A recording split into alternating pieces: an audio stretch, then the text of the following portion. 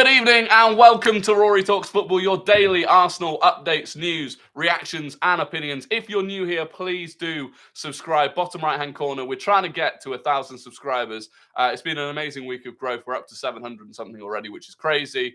Really appreciate the support. Also, smash that like button if you think Arsenal are going to beat Liverpool on Sunday. Lots to get into today. Arteta had his press conference. Didn't speak too much on the things that we wanted to hear, but it was interesting to see what he said nonetheless. There wasn't much other news either. We normally get pictures of training or videos even of training. Radio silence on that front. Good to see you in the live chat on YouTube. Appreciate that.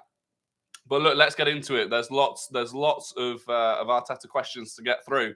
And the first one is the big one. He was asked about Saliba. And he said, and this is where the mind games immediately came in. He said, there are no real changes with the rest of the players who were still injured, although we have some hope with one of them tomorrow. Maybe he's able to train. He was then asked to clarify who that one was, and he didn't. He said he couldn't say who it was, but then he grinned like a Cheshire cat, which makes me think it's not Nketiah. So it could only possibly be Saliba or Nketiah. They're the only two players that are injured that aren't out for the season. Now, the feeling is that it is Saliba that he's talking about.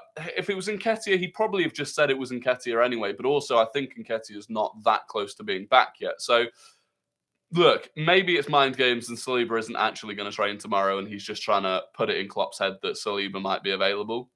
But in general, throughout the press conference, he was really smiley. He was really like oozing confidence and oozing sort of, I don't know, a feeling of comfort and just enjoying the process, which is huge. And hopefully that's because he knows in his mind that Saliba is going to be available. He might pull a Leandro Trossard with Saliba. Well, yeah, exactly. And he's even done it with Saliba before. When we played Fulham, at home earlier in the season, we weren't expecting Saliba to play, and he did. So he was asked whether he can enjoy the running. He said, we do enjoy it. We have to enjoy it. We really need to embrace the moment and go for it. The team is full of enthusiasm and positivity, and we know that we have a big challenge. But I see a big opportunity to go to Anfield and do something we haven't done for many years. That's what's driving the team in the last few days, and that's the point. Arsenal haven't beaten Liverpool at Anfield since 2012. So 11 years since the last time we beat them. On the corresponding fixture last season and his preparation this time, he said, for us, it's something normal. We prepare for every game in a different way, and we prepare the concepts. We prepare the team mentally, and we prepare the scenario that we're going to be playing for. That day last season, we decided to train listening to You'll Never Walk Alone. Obviously, I made a little bit of a banter video yesterday on TikTok with that. I don't think they've been listening to You'll Never Walk Alone this week. Ultimately, I don't think it paid off last time. Just a reminder, if you're watching in the TikTok chat, massively appreciate it. I'm live on YouTube. Link in my bio. If you could head over to the YouTube and at least just drop a subscription, that would be much appreciated. We're going to get into an Arsenal game in a little bit, a game to test your Arsenal knowledge, and I'll be looking at the answers in the YouTube chat for that to see who wins that little game. Something that I'm going to be doing probably every stream if I can, if people enjoy it. He said on it getting feisty last season on the touchline. You remember between him and Klopp, it was all a bit tetchy. He said it happens in football, and after that, we hugged each other and moved on. Jurgen knows I have full respect and admiration for what he and the coaching staff have done at Liverpool. We've moved on. Would you play a 70% Saliba over a fully fit Rob Holding? Probably not. I think you want everyone at 100%. I think that's important. The thing is, that's the thing, right? Saliba's not played in nearly a month. So there is a worry that even if he is fit to play, is he going to be... Yeah, that voice crack was a little bit raucous. I'm a little bit under the weather, so might have to be drinking a lot. It was bad. I thought no one noticed it, but clearly someone did. But yeah, I would play Holding if Saliba isn't... It's difficult. It's difficult to know. If Saliba's feeling fine, we also don't know what Saliba's been doing off camera. So it's difficult. Someone said he can confirm that Saliba and Nketiah were not in training today. Yeah. So Arteta said maybe one of them tomorrow, but we'll see.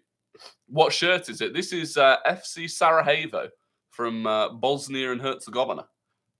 Someone was actually quite angry at me. They DM'd me saying that they don't like the shirt. They're from Sarajevo, but they support the rival in that city. So if you're watching, I apologize. Why is the TikTok camera better? The TikTok camera is off my phone, my iPhone. The YouTube camera for now is off a webcam, but that is going to improve once I've got my bread up. We've got the microphone. Next step is the camera. He was asked on whether he would approach it differently this time. He says, I don't know. I'd have to be in the situation again. The way I reacted that day was to defend our players in the best possible way, and that's it. I don't like seeing myself like that, so hopefully not. On whether he used his own experience of winning there as a player, because he did win as a player at Arsenal at Anfield.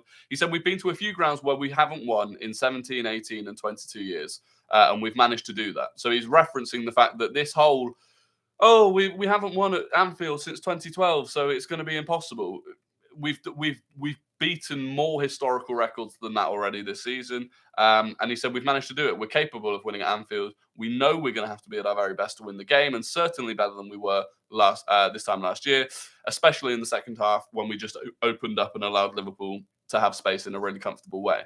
But I think that's right, and it's been annoying me that, even from quite a lot of Arsenal fans in my Twitter and stuff, people are really scared of Anfield because of our record there. It's like the record only means so much. It really only means so much. Yes, we haven't won there since 2012. We've also not been on 72 points after 29 games ever, I don't think, or maybe once during the Invincible season. So it's kind of irrelevant. Yes, Anfield is a difficult place to go to, but I'm not that worried.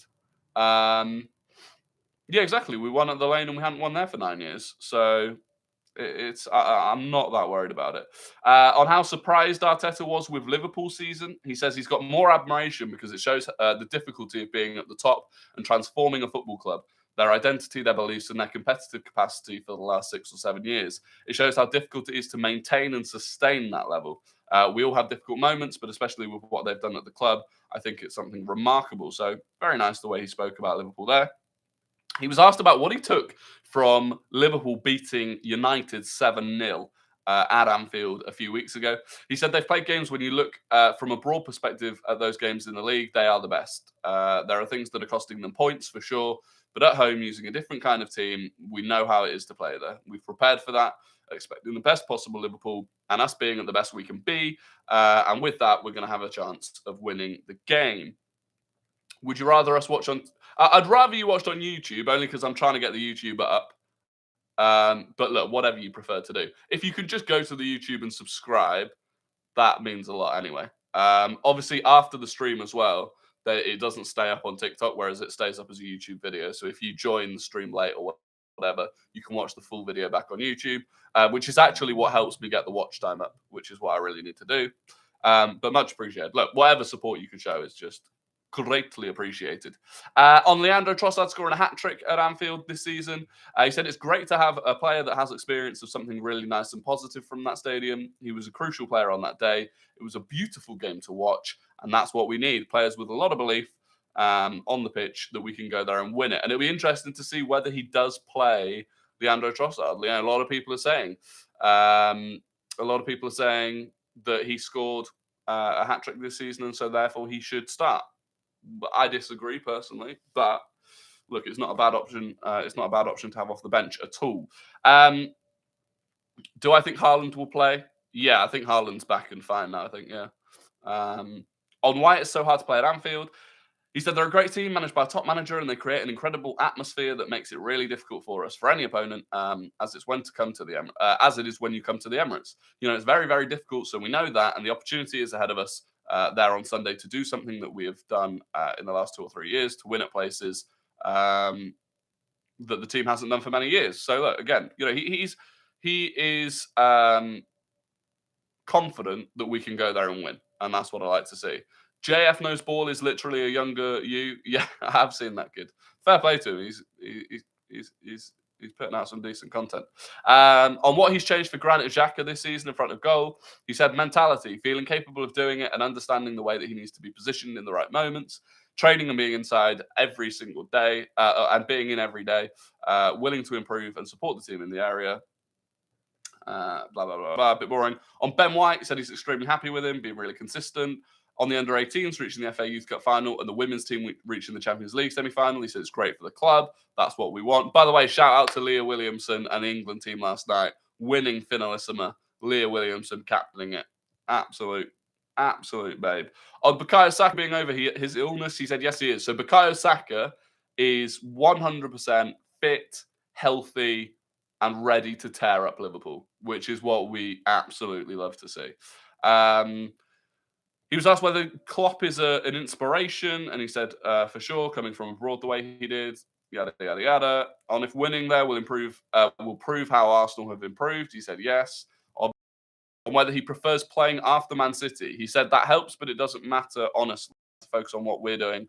There are still a lot of games to play, and it's going to be a long race. So that's interesting that he prefers playing after Man City have played rather than before it.